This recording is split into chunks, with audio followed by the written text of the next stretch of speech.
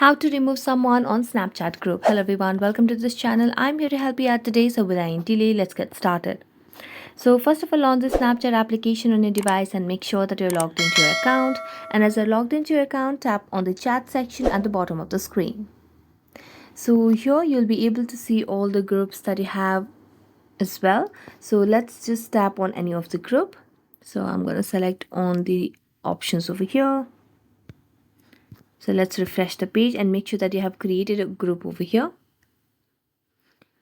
And if not, you can just tap on the group option or the plus option and then select a new group and then select people to add into your group. Then tap on the group name and then tap on chat with group. Now, if you want to remove someone, what you can simply do is tap on the profile at the top left corner of the screen and then select a person, or rather just make a long press on the particular person. And here you can see the option of remove from group. So tap on it and there you go.